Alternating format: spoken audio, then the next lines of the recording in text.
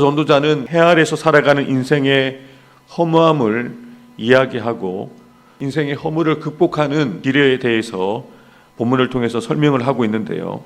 전도자는 먼저 재물이 영원하지 않고 또 안전하지 않음에도 불구하고 그것을 헛되이 지키려고 힘쓰고 애쓰는 인간의 모습을 보여주면서 해 아래 인생들의 허물을 제시하고 있습니다.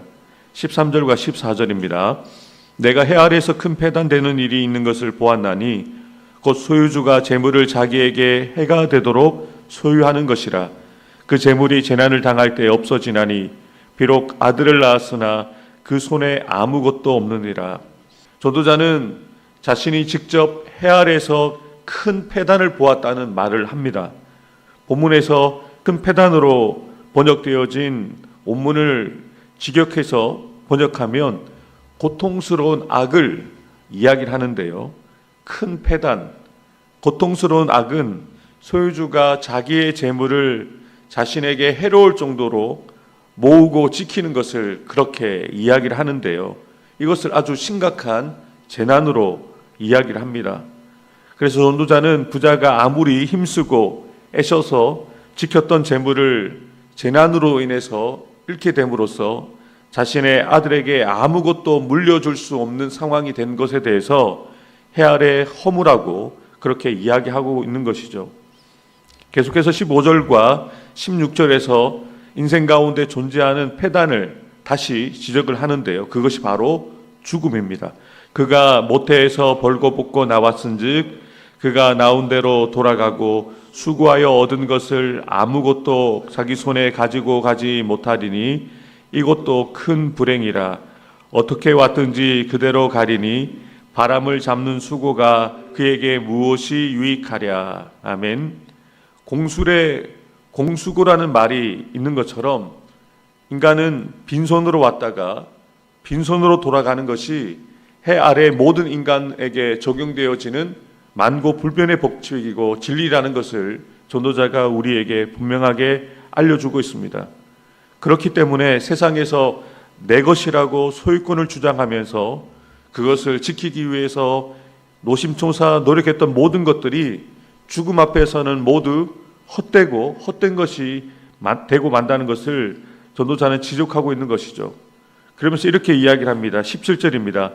일평생을 어두운 데서 먹으며 많은 근심과 질병과 분노가 그에게 있다.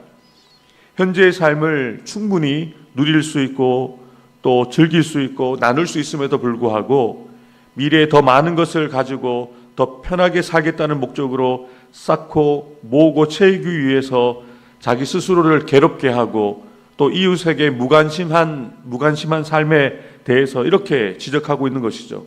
현재 가지지 못한 것에 대해서 집착하고 또 감사하지 못하고 현재 삶을 즐기지 못하고 불평과 불만에 사로잡혀서 현재 사람보다 돈을 더 앞세우는 사람, 그래서 사람을 돌보지 않고 자신만을 생각하는 사는 사람은 미래에도 같을 수밖에 없다는 것을 전도자는 지적하고 있는 것입니다.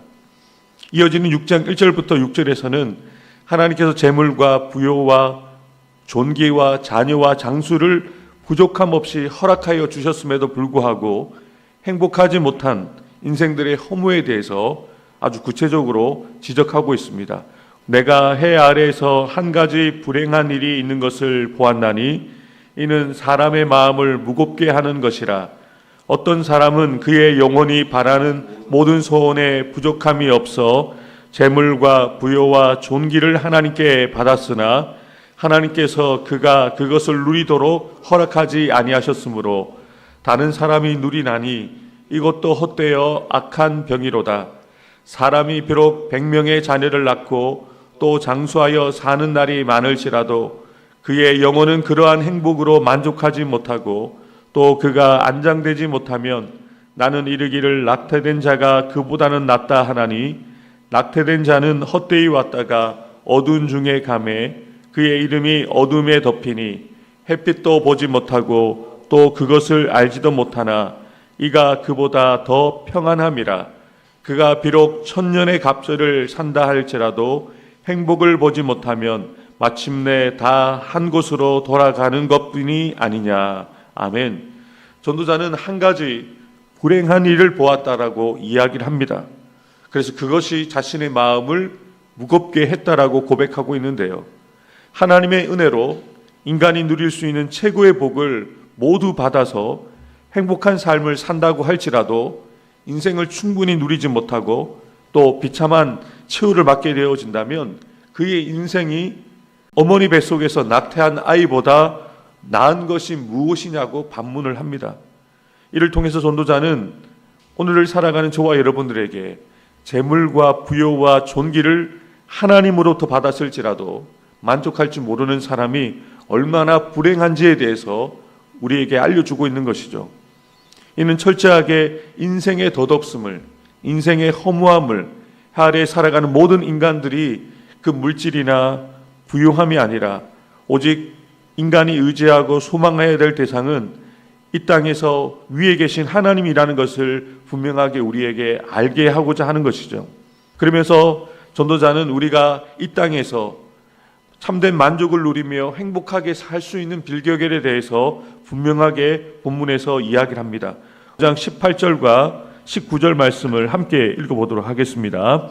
사람이 하나님께서 그에게 주신 바 그 일평생에 먹고 마시며 해 아래서 하는 모든 수고 중에서 낙을 누리는 것이 선하고 아름다움을 내가 보았나니 그것이 그의 몫이로다.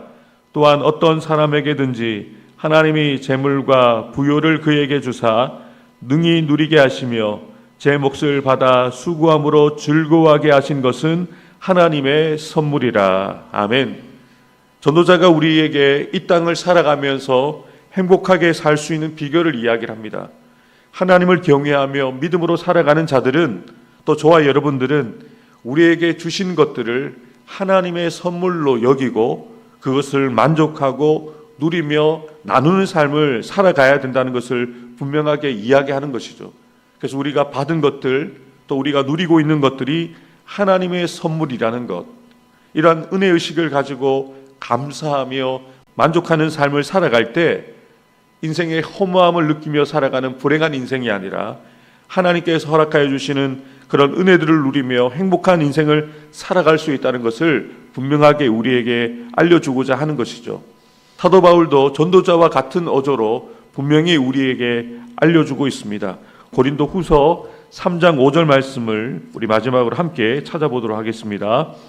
우리가 무슨 일이든지 우리에게서 난 것 같이 스스로 만족할 것이 아니니 우리의 만족은 오직 하나님으로부터 나느니라. 아멘.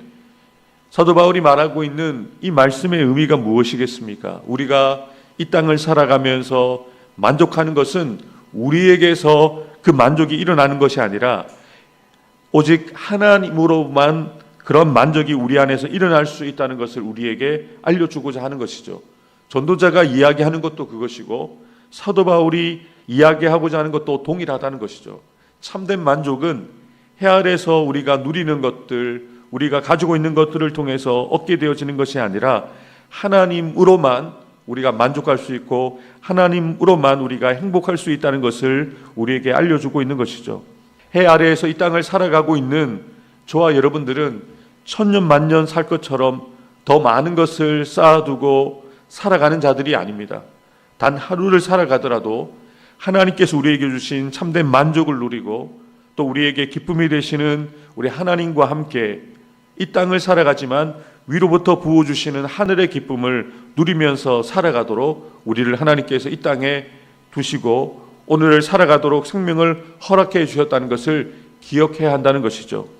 오늘 주신 말씀을 기억하면서 우리가 이 땅에서 살아가지만 우리가 하나님께서 우리를 위하여 예배해 주신 그 천국을 바라보는 소망을 가지고 살아가면서 또 이 땅을 살아가는 동안에도 하나님께서 주신 것들을 감사하며 만족하며 행복하게 살아가는 저와 여러분들이 되었으면 좋겠습니다. 앞서 우리가 드렸던 찬양 438장의 가사처럼 저와 여러분들이 하나님의 은총을 입은 자로서 언제 어디서나 하나님으로부터 주시는 그 만족과 기쁨과 행복을 누리는 자라고 고백하면서 언제 어디서나 참된 기쁨과 만족을 누리며 행복한 삶을 살아가는, 그래서 우리가 머무는 그곳이 하나님의 나라가 되어지는, 천국이 되어지는 은혜를 누리는 저와 여러분들이 되기를 주님의 이름으로 축복합니다. 기도하겠습니다.